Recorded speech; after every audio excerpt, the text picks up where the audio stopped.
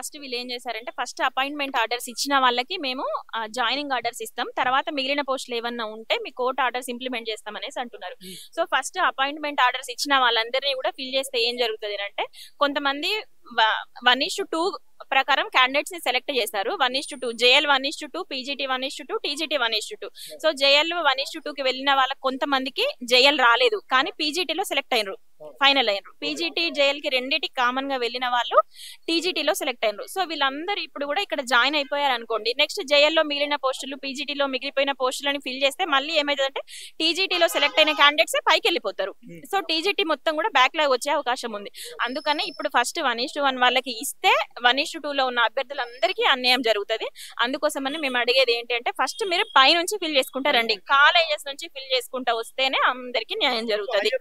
Higher to lower higher post వచ్చిన వాళ్ళు higher చూస్ చేసుకుంటారు, వాళ్ళకి ఇష్టం లేదు అనుకుంటే అక్కడ ఆ పోస్ట్ వదిలేసుకుని కిందిది జాయిన్ అవుతారు.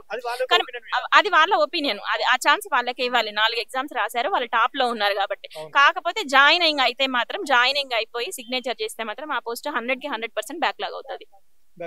అవును. సో మరి బ్యాక్లాగ్ ని పోస్టులు ఉంచడం వల్ల ఏదో కిరీటం వచ్చినట్టుగా వీళ్ళు భావిస్తున్నారు. సో అసలు నోటిఫికేషన్ యొక్క ఆబ్జెక్టివ్ ఏంటంటే 0 పోస్టులు ఏముండదు, మొత్తం ఫిల్ చేయాలని ఉంటుంది. మరి వీళ్ళు ఎందుకు అట్లా పోస్టులు ఆపుకుంటున్నారో దాని మీద ఎందుకు అనంటే ఇప్పుడు ఈ నోటిఫికేషన్ లో కాంగ్రెస్ గవర్నమెంట్ ఫిల్ చేస్తే నాకు తెలిసి దాదాపుగా 3 నుంచి 4 వేల అభ్యర్థులు మాత్రమే రిక్రూట్ అవుతారు.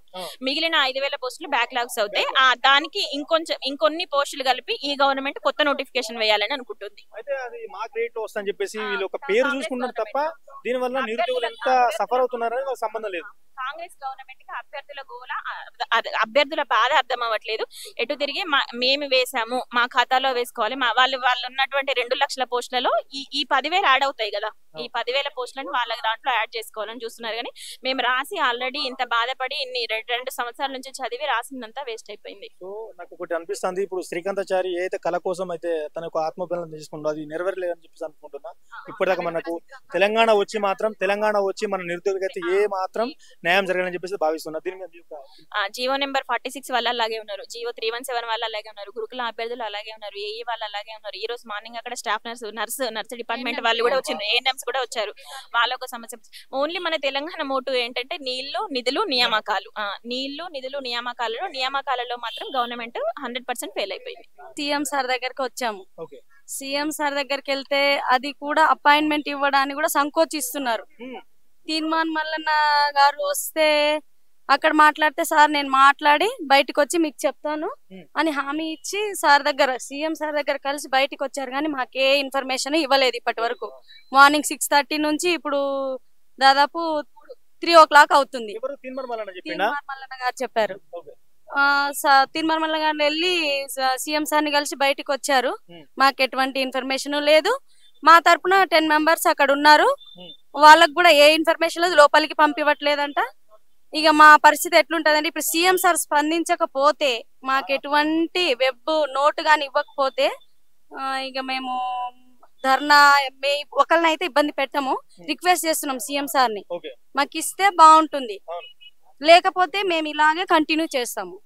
ఇలాగే ఖచ్చితంగా కంటిన్యూ చేస్తాము, జరిగేంత వరకు మేము చేస్తూనే ఉంటాము, పోరాటం చేస్తూనే ఉంటాము, సార్ని అడుగుతూనే ఉంటాము. సో చూస్తే చాలా మంది వచ్చారు ఇక్కడికి, ఇప్పుడు 300-400 మంది వచ్చారు. అంటే నైట్ వచ్చారు వీళ్ళంతా. ఎక్కడ స్టే చేశారు? వేరే డిస్ట్రిక్ట్స్ నుంచి, తెలంగాణ మొత్తం 33 డిస్ట్రిక్ట్స్ నుంచి వచ్చారు సార్. మొత్తం మారుమూల ప్రాంతాల నుంచి నైట్ అంతా జర్నీ చేసి పిల్లల్ని వదిలిపెట్టేసి చాలా కష్టపడి వచ్చారు. ఎంతో మంది చిన్న పిల్లల్ని వదిలిపెట్టి వచ్చారు. టిఫిన్ లంచ్ కూడా చేయలేదు. ఇక్కడ దొరికే పరిస్థితి కూడా లేదు. మేము ఎక్కడో దూరంలో ఉన్నాము. అక్కడ సార్ ఎప్పుడు మమ్మల్ని పిలుస్తారా, ఏదైనా వెబ్ నోట్ ఇస్తారా, ఏమైనా ఇన్ఫర్మేషన్ ఇస్తారా అని మేము ఎదురు చూస్తున్నాం. మాకు తినడానికి కూడా ఇక్కడ ఏం లేదు, చాలా ఇబ్బంది పడుతున్నాం సార్. మాకు ఏదైనా వెబ్ నోట్ ఇవ్వండి, గురుకుల వాళ్ళ గురించి కొంచెం పట్టించుకోండి, మాకు ఏదో ఒక ఇన్ఫర్మేషన్ ఇస్తామని మేము చూస్తున్నాం సార్. ఇప్పుడు 1:2 గనక తీస్తే మీరు అందరికీ ఉద్యోగాలు వస్తాయని చెప్పేసి నమ్మకం? తప్పకుండా వస్తాయి సార్, తప్పకుండా వస్తాయి. ఒక్కొక్కరికి 2 ఉద్యోగాలు వచ్చినాము, అందులో నేను కూడా ఉంటా. రెండింటికి జేఎల్ కి సెలెక్ట్ అయ్యా, పీజీ కి సెలెక్ట్ అయ్యా. ఓకే. సో అందరూ కూడా మెరిట్ స్టూడెంట్స్ ఇక్కడ. మేమంతా ఓపెన్ లో వెళ్లే వాళ్ళమే, ఎవరు రిజర్వేషన్ల కోసం ఎవ్వరం లేవు ఇక్కడ ఉన్న వాళ్ళు. ఒక్కొక్కళ్ళము జేఎల్ పీజీటీ టీజీటీ, నేనైతే జేఎల్ పీజీటీ టీజీటీ 3 1:2 లో ఉన్నాను సార్. మరి గతంలో ఈ యొక్క రిక్రూట్మెంట్ ప్రాసెస్ ఆ విధంగా జరిగేది అంటే ఈ విధంగా జరగకపోయేది.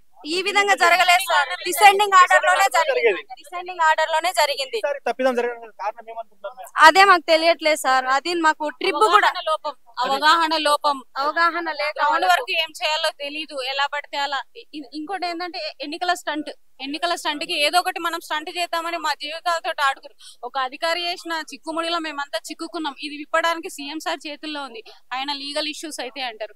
మేము కోర్టుకు వెళ్ళినాం, ఇంట్రీ ఆర్డర్స్ తెచ్చుకున్నాము. దాని ప్రకారం వెళ్ళడానికి మీకు ఏంటి ఇబ్బంది?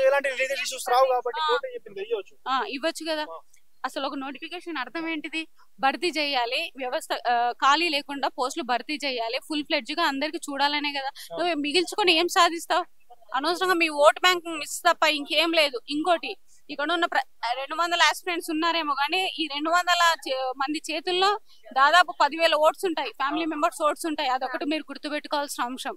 ఇంకోటి, తెలంగాణ రావడానికి మేము ఆడ మగ తేడా లేకుండా ఉద్యమాల్లో పాల్గొన్నాము. మా ఉద్యోగాల కోసం ఏం చేయడానికి మేము సిద్ధంగా ఉన్నాం. ఎందుకంటే ఇది ఉద్యమాల గడ్డ, దాని మీద మేము పుట్టినాము. అయితే ఇప్పుడు గత ప్రభుత్వం చేసిన తప్పిదాన్ని మేము ఏం చేయలేమంటున్నారు. ఇప్పుడు దాని మీ యొక్క ఒపీనియన్ ఏంటి? ఇది తప్పించుకోవడానికి తప్ప ఇంకేం లేదండి. కాళేశ్వరంలో ఏమైందో చూసి వెతికి తప్పులు వెతుకుతున్నారు కదా, మళ్ళీ ఇందులో కూడా తప్పులు వెతికి దాన్ని సరి చేయండి. అది మీ బాధ్యతనే కదా. ఇది స్పెషల్ గా మేమేం మీకు స్పెషల్ ఆట ఆడమని చెప్పట్లేదు కదా, స్పెషల్ స్టంట్ చేయమని చెప్పట్లేదు కదా. ఇది మీ చేతుల్లో ఉన్న వరకే కదా. అధికారులేమో మీ పేరు చెప్తారు, మీరేమో అధికారుల పేర్లు చెప్తారు. మేము కోర్టును ఆశ్రయిస్తే దాన్ని కూడా పట్టించుకోరు.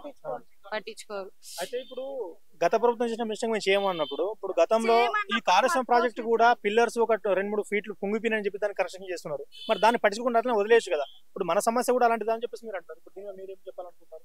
అంటే గత ప్రభుత్వం సమస్య మా సంబంధం లేదు అని చెప్పడానికి వీళ్ళు ఇది ఏంటిదంటే జస్ట్ ఇవి మిగిల్చుకొని మళ్ళీ నెక్స్ట్ నోటిఫికేషన్ వేసి మళ్ళా నథింగ్ బట్ ఎన్నికల స్టంటే అన్నమాట. కాకపోతే మీరు నెక్స్ట్ ఎలక్షన్స్ కి వస్తారా అందో మేము డిసైడ్ చేసేది మేమే. అది మాత్రం మీరు గుర్తుపెట్టుకోండి. కాళేశ్వరం అంటారా, అది రాష్ట్రానికి సంబంధించిన సమస్య, అది మీరు చేయండి, మేము ఒప్పుకుంటాం. And thank you so much. దాంట్లో ఇన్వాల్వ్ అయ్యారు, అది చేస్తున్నారు. ఇది మా ఇండివిజువల్ లైఫ్స్ అండి. లైఫ్స్ పోతే మాకు మళ్ళీ తిరిగి రాదు. ఇంకోటి, ఇక్కడ ఒక్కొక్కరు 45కు దగ్గర ఉన్నారు. 45 దాటితే ఎవరు ఎగ్జామ్ కి ఎలిజిబుల్ కాదు, ఏ నోటిఫికేషన్ కి ఎలిజిబుల్ కాదు. అది మాత్రం గుర్తుపెట్టుకోండి. ఈ రోజు ఒక పర్సన్ చెప్పాడు ఆత్మహత్య చేసుకుంటా అని చెప్పేసి. ఆ విధంగా చేసుకుంటే మాత్రం ఆ పాపం మీదే, గవర్నమెంట్ దే. ఖచ్చితంగా బలమురే కంటన్నా ప్రతిసారి యువకులం నాది, యువమతం నాది అంటాడు. మరి మీకు న్యాయం చేసేటువంటి ధోరణి ఎంత దగ్గర? మేము అన్నను కూడా కలిసినాము, చాలా సార్లు కలిసినాము. అన్న చేతుల్లో ఉన్నదా లేదా అని తెలియకుండా కలిసినాము. ఈ రోజు అన్న చేతులు ఉన్నా కూడా అన్న ఏం చేయట్లేడు. అందుకోసం ఈ రోజు మేము సీఎం సార్ ఇంటిని ముట్టడించాల్సి వచ్చింది. ఇక్కడ ట్రైబ్ ఇన్స్టిట్యూట్ కి వచ్చి మేము ఇక్కడ వెయిట్ చేయాల్సి వచ్చింది.